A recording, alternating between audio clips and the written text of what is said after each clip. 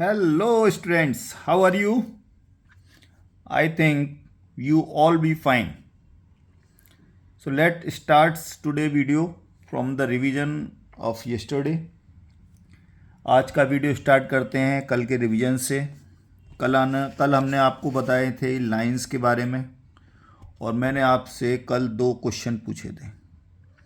कल मैंने आपसे 2 क्वेश्चन पूछे थे और उनके आंसर मैंने आपसे कहा था देने के लिए, लेकिन काफ़ी कम बच्चों ने ही आंसर दे पाए। तो मैं आपको बताता हूँ यहाँ पर कि पहला जो क्वेश्चन था उसमें मैंने आपसे पूछा था कि एक पॉइंट से कितनी लाइनें पास हो सकती हैं। सपोज करो ये पॉइंट ओ है, अब इससे कितनी लाइन पास हो सकती हैं। तो देखिए मैं इससे ये एक लाइन ड्रॉ कर दी मैंने। सपोज कीजिए ये लाइन ए बी है, इसके बाद एक लाइन यहाँ से ड्रॉ कर दी मैंने, ये सपोज कीजिए सी डी है।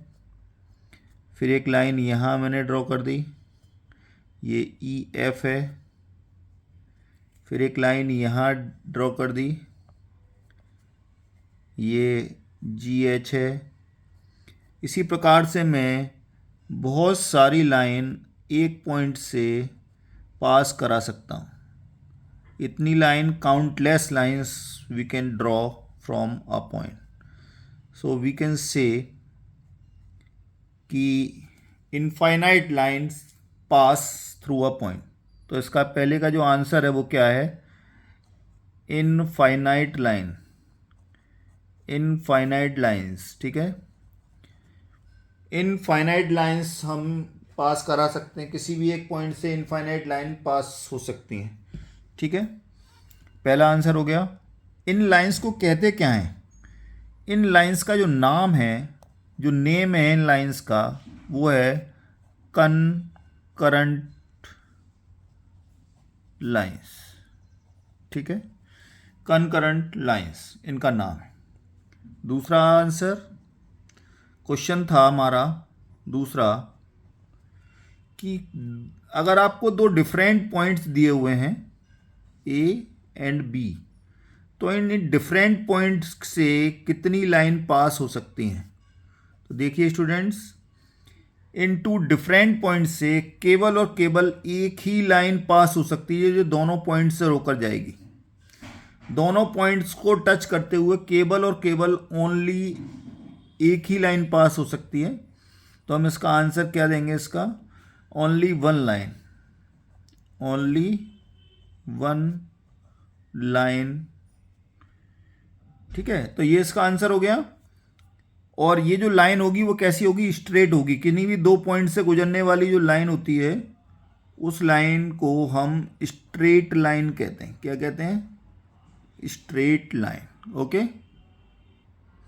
तो चलिए आज का टॉपिक स्टार्ट करने से पहले हम थोड़ा सा आपको लाइंस के बारे में, रिप्रेजेंटेशन के बारे में बता दें कि जो लाइंस हैं वो हमेशा, अगर जैसे ये लाइन ए बी है तो इसको रिप्रेजेंट मैं कैसे करूँगा? इसके ऊपर दोनों साइड में एक एरो का मार्क लगा के, दोनों साइड में एरो का मार्क लगा के मैं इसको रिप्रेजेंट करूँगा। अगर रे होगी, ये तो लाइन हो गई, अगर रे रिप्रेजेंट करनी है मेरे को, तो सपोज कीजिए एक पॉइंट से स्टार्ट होकर ये इधर जा रही है, ये रे ओ ए, तो इसको रिप्रेजेंट करूँगा ओ ए और एक साइड में एरो का मार्क लगाऊंगा एक साइड के अंदर। और अगर लाइन सेगमेंट है, अगर लाइन सेगमेंट है तो यहाँ पर केवल मैं ए बी लिखकर और ऐसे लाइन बना दूंगा, उसमें कोई एरो का साइन नहीं लगाऊंगा। ये रिप्रेजेंटेशन था। ये कल के पॉइंट्स में, कल की उसमें वीडियो में आप ऐड कर लीजिएगा, ये कल के नोट्स में। अब आज स्टार्ट करते हैं हम एंगल्स के बारे में। ठीक है, तो आज का जो टॉपिक है हमारा वो है एंगल्स। आज का हमारा टॉपिक क्या है? एंगल्स। तो सबसे पहले एंगल्स की डेफिनेशन। तो आइए सबसे पहले एंगल को डिफाइन करते हैं। एंगल की जो डेफिनेशन है, हम सिंपल डेफिनेशन में कह सकते हैं, an angle is a union of two rays और two line segment start from the same point. ठीक है, तो आप चाहें तो मैं इसको लिख भी देता हूं। N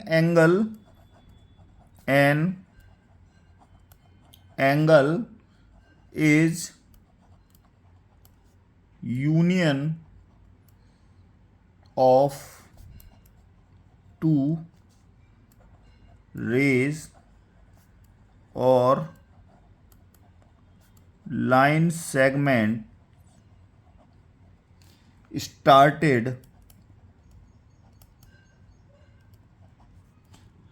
started from the same point.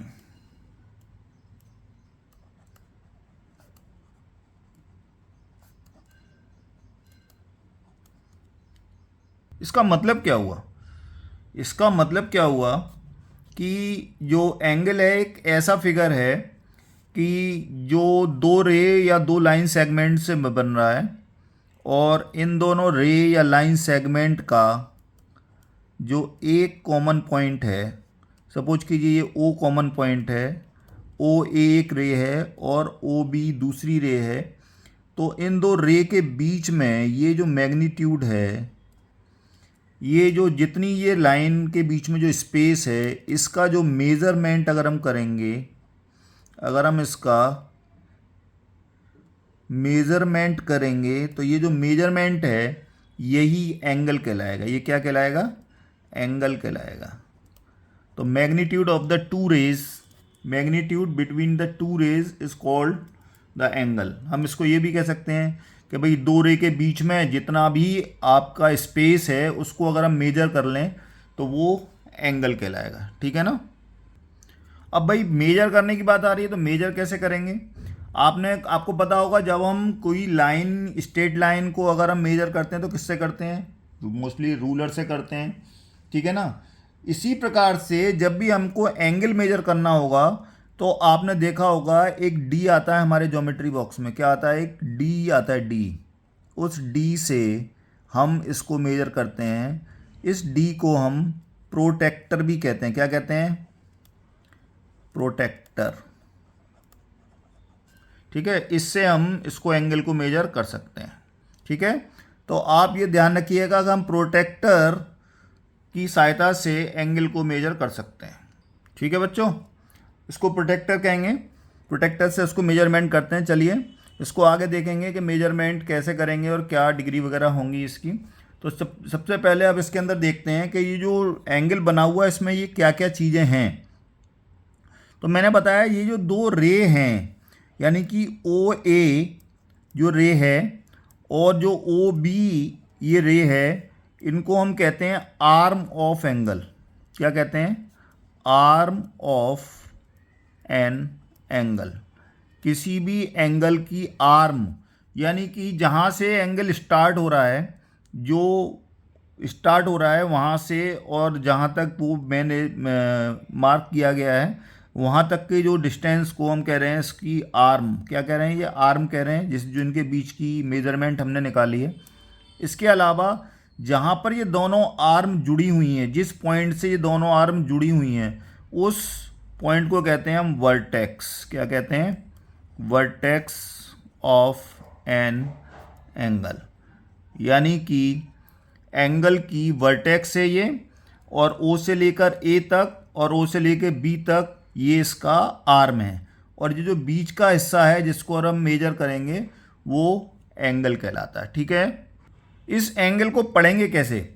अब इसको लिख कैसे सकते हैं? सपोज करो मैं इसको तीन तरह से लिख सकता हूं।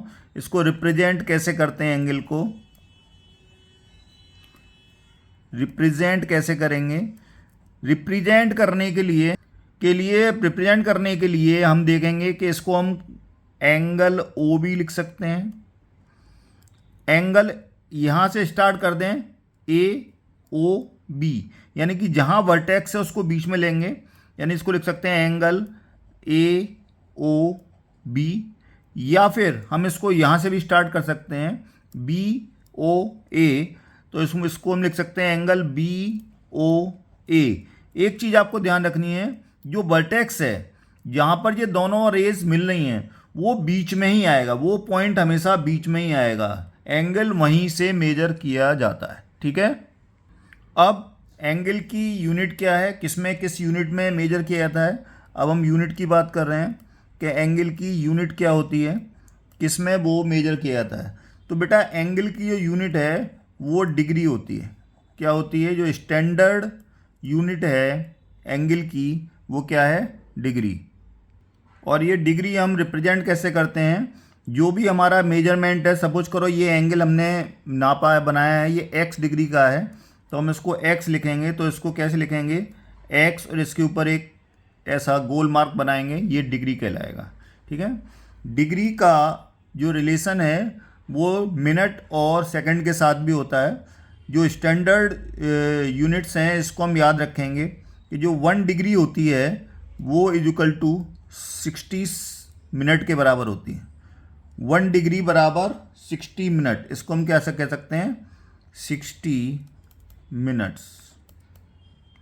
और ये तो आप जानते ही हैं कि 1 मिनट में 60 सेकंड होते हैं। कितने होते हैं, 60 सेकंड्स। तो आप देखें कि 1 डिग्री बराबर 60 मिनट के है और 1 minute is equal to 60 second के। इस तरह से हम जो है एंगल को डिग्री में और डिग्री को मिनट और सेकंड में कन्वर्ट कर सकते हैं। ठीक है, अब मैं आपको बता रहा हूँ addition and subtraction of angles. ठीक है, किस प्रकार से एंगल को जोड़ा जाता है एंगल्स को, और किस प्रकार से एंगल्स को घटाया जाता है, यानी कि एडिशन और सब्ट्रैक्शन ऑफ एंगल्स। सपोज कीजिए आपको ये एंगल दिया हुआ है इस तरह से, ये फिगर बना हुआ है, ये O है, A है, ये B है और ये C है। तो आप देखिए मैं एडिशन करके दिखा रहा हूँ, यानी कि अगर मैं एक एंगल, तो इसमें ये 1 है और ये एंगल 2 है, तो इन दोनों एंगल को अगर मुझे जोड़कर लिखना है तो मैं कैसे लिखूँगा, यानी कि मैं लिख सकता हूँ पहला एंगल यानी एंगल AOB,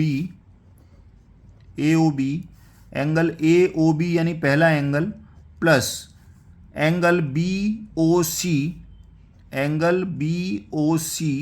और इन दोनों एंगल को अगर मैं जोड़ दूं तो ये पूरा एक एंगल बन जाएगा।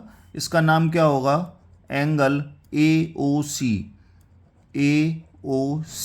तो ये देखिए मैंने 2 एंगल जोड़कर एक ये तीसरा एंगल बना दिया।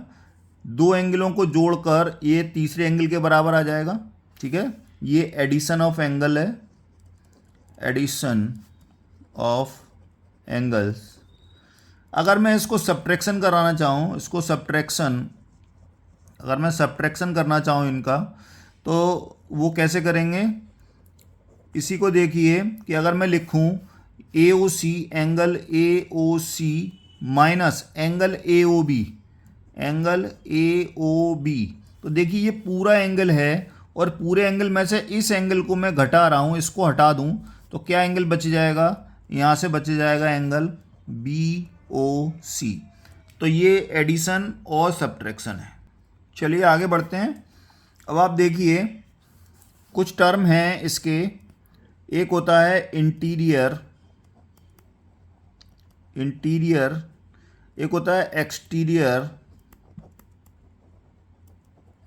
और एक होता है ऑन द लाइन। तो अगर मैं ट्रायंगल की बात करूं इन टर्म्स में, तो ट्रायंगल में अगर आप देखें, मैं इस तरह से आपको बना रहा हूं, ये O है, ये A है, ये B है।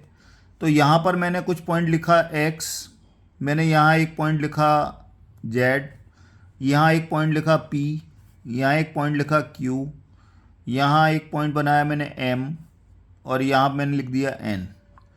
तो आप देखें अगर मैं इंटीरियर की बात करूं कि भाई कौन से पॉइंट ऐसे हैं जो इंटीरियर हैं, तो इंटीरियर मतलब अंदर की साइड में कौन कौन से पॉइंट इसमें आ रहे हैं, तो हम देखेंगे अंदर केवल 2 ही पॉइंट दिखाई दे रहे हैं मेरे को, जो इन दोनों आर्म के बीच में है।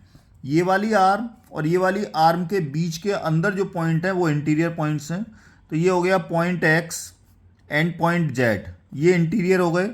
अगर मैं एक्सटीरियर की बात करूं कि भाई जो बाहर के जो पॉइंट हैं, यानी कि ट्रायंगल के बाहर कौन से पॉइंट हैं, तो बाहर में देखूंगा मैं एक P है और एक Q है। तो पॉइंट P बाहर है और पॉइंट Q बाहर है। अगर मैं ऑन द बाउंड्री या ऑन द लाइन की बात करूं कि ऑन द लाइन क्या कौन कौन से पॉइंट हैं, ऑन द लाइन कौन कौन से पॉइंट हैं, तो यहाँ देखिए एक point M on the line है यानी कि इस साइड पर है, और एक पॉइंट एन है वो इस साइड पर है, ये ऑन द लाइन है। तो कभी भी on the line interior exterior point पूछे जाएं तो इस तरह से हम उनके जवाब देंगे। ठीक है, चलिए आगे बढ़ते हैं। अब हम टाइप्स ऑफ एंगल के बारे में देखते हैं। Types of angle, types of angles. Angles के टाइप के बारे में बात करूं तो सबसे पहला जो एंगल है वो मेरे हिसाब से जीरो एंगल कहलाता है। क्या कहलाएगा? Zero angle. क्या कहलाएगा? Zero angle. जीरो एंगल भाई क्या है? यदि एक रे है, सपोज करो ओ ए एक रे है, और दूसरी रे जो ओ से इनिशिएट हो रही है लेकिन वो कहीं नहीं जा रही, वो ए के ऊपर ही है, कॉन्साइड कर रही है, ए के ऊपर ही है। बी ओ बी जो रे है, ओ ए और ओ बी दोनों रे बिना कहीं बिल्कुल भी डिस्टेंस चले बिना, बिल्कुल चले बिना एक के ऊपर एक अगर कॉन्साइड कर रही हैं, तो यहाँ पर अगर हम मेजर करेंगे तो कुछ भी मेजर नहीं आएगा। तो इसका जो मेजरमेंट क्या आएगा? जीरो आएगा। तो ये जो एंगल 0 डिग्री का होगा, क्योंकि ये 0 डिग्री का है इसलिए इसको हम जीरो एंगल के नाम से जानते हैं। किसके नाम से एंगल से जानते हैं? जीरो। जब एंगल बन ही नहीं रहा है, जब एक रे दूसरे के ऊपर कॉन्साइड कर रही है, तो वो जीरो डिग्री का एंगल फॉर्म करेगी। ठीक है ना। इसके बाद दूसरा जो एंगल है वो एक्यूट एंगल है। एक्यूट एंगल, दूसरा एंगल कौन सा है? Acute angle. एक्यूट एंगल कौन से एंगल होते हैं?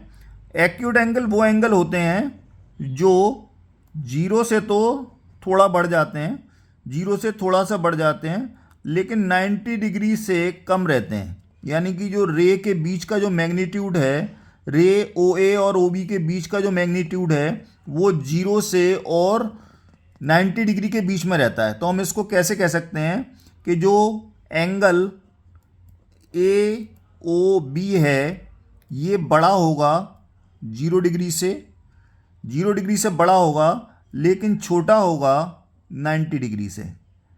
यानी कि angle A O B is greater than zero degree but less than is 90 degree. यानी कि जो angle A O B form हो रहा है ये 0 डिग्री से तो बड़ा है, ये जो मैग्नीट्यूड है इसका वो 0 से तो ज़्यादा है लेकिन 90 से कम है। तो हम ये लिखेंगे कि ये जो एंगल ए ओ बी है ये ग्रेटर देन 0 है और लेस देन 90 है। ठीक है, ये एक्यूट एंगल। ये कौन सा एंगल कहलाते हैं? Acute angle. ठीक है, अगला जो एंगल है, अगले जो एंगल को हम मेजर करेंगे वो कहलाएगा राइट एंगल। क्या कहलाएगा?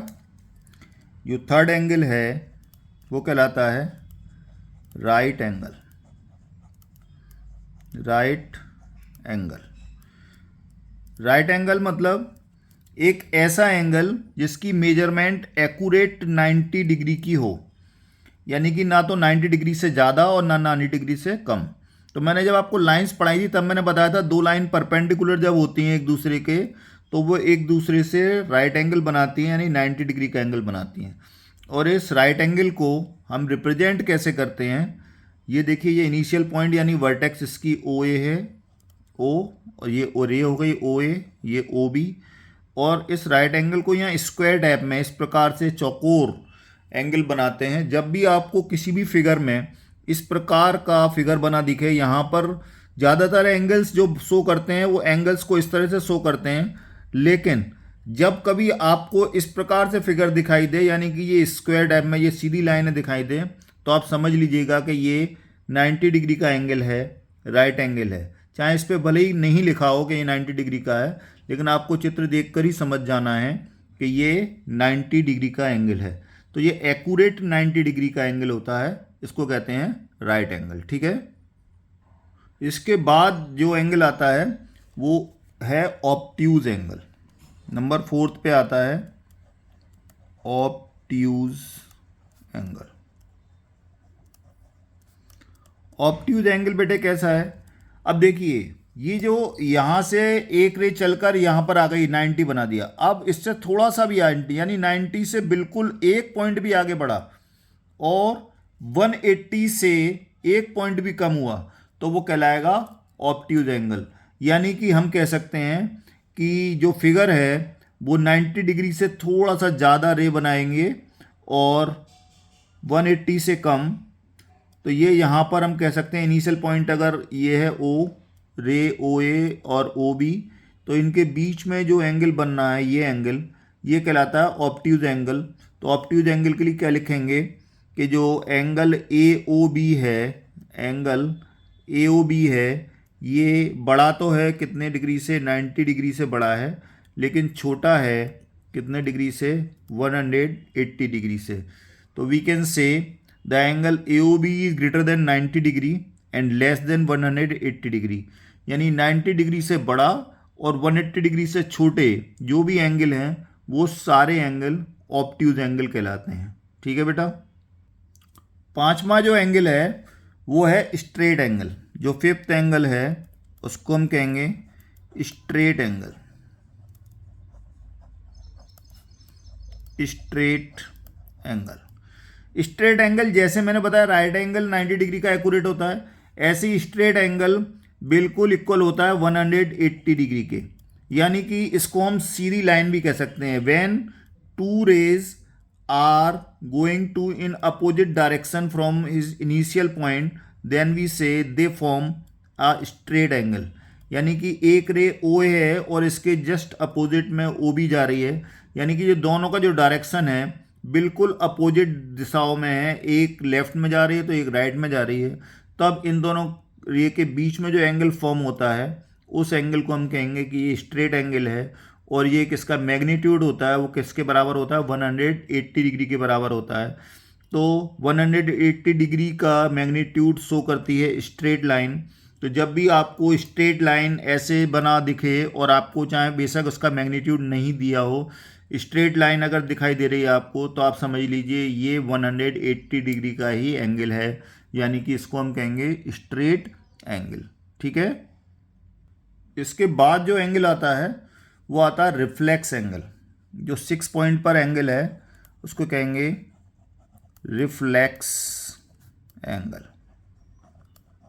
रिफ्लेक्स एंगल जैसा कि अभी हम देखते चले आ रहे हैं कि जो रिफ्लेक्स एंगल होता है बेटा वो 180 से तो बड़ा होगा, कितना होगा, 180 से तो बड़ा होगा और 360 से छोटा होगा। 180 से तो बड़ा होगा और 360 से छोटा होगा, ये कहलाएगा हमारा रिफ्लेक्स एंगल। तो इसको शो करेंगे कि angle A O B is greater than 180 degree और लेस देन 360 डिग्री। यानी 360 डिग्री से तो छोटा है और 180 डिग्री से बड़ा है। मतलब इस एंगल का जो मैग्नीट्यूड है वो स्ट्रेट लाइन से थोड़ा सा ज़्यादा, यानी कि जो रे है वो स्ट्रेट लाइन से थोड़ी सी ज़्यादा झुकी हुई होगी, यानी कि 180.1 भी होगा तो अभी वो रिफ्लेक्स एंगल कहलाएगा। ठीक है। और 360 से जस्ट बिफोर यानी कि 359.9 तक भी होगा तो अभी वो रिफ्लेक्स एंगल कहलाएगा। ठीक है।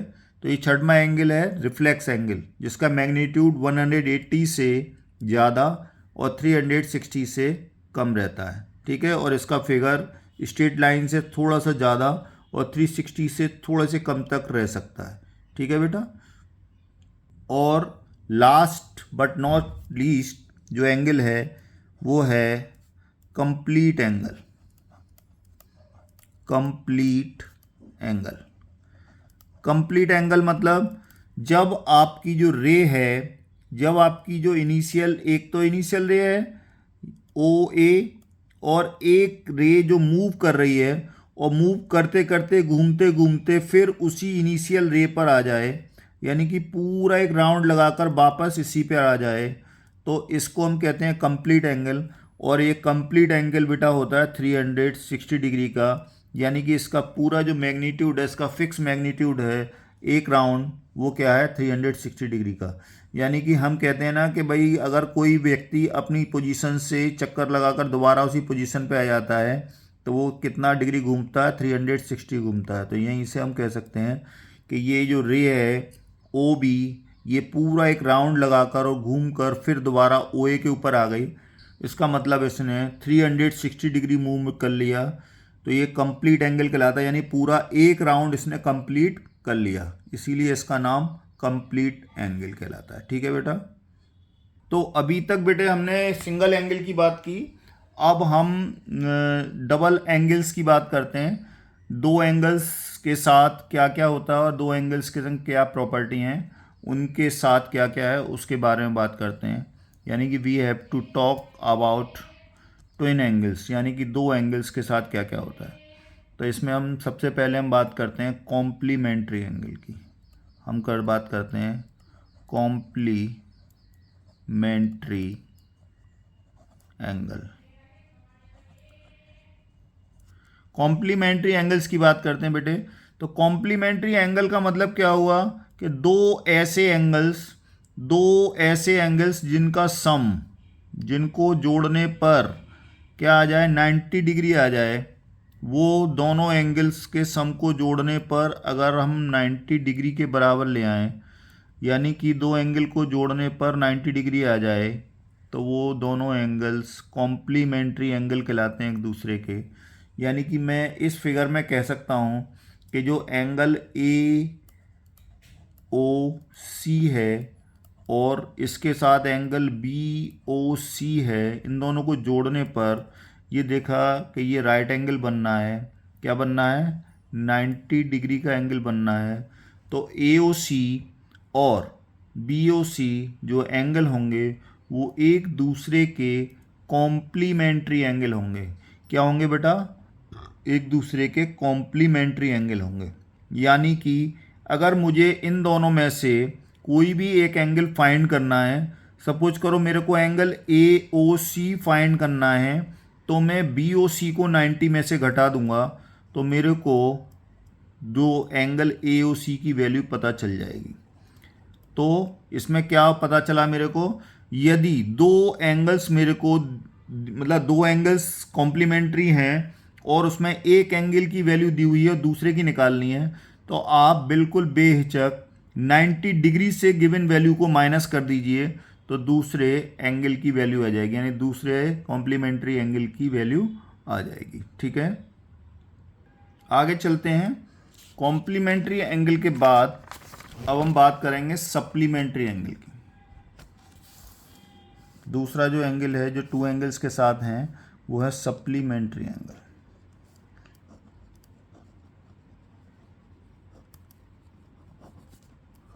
Supplementary angles.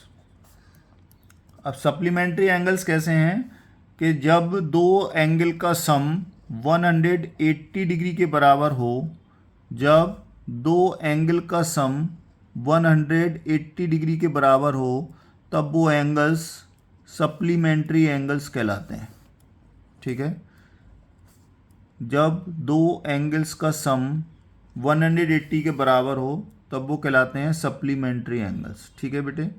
तो जैसे अगर मैं बात करूं यहाँ पर, तो देखिए यहाँ पर एक स्ट्रेट लाइन बन रही है पूरी, तो मैंने अभी बताया था जो स्ट्रेट एंगल होता है वो कितने का होता है? 180 डिग्री का होता है।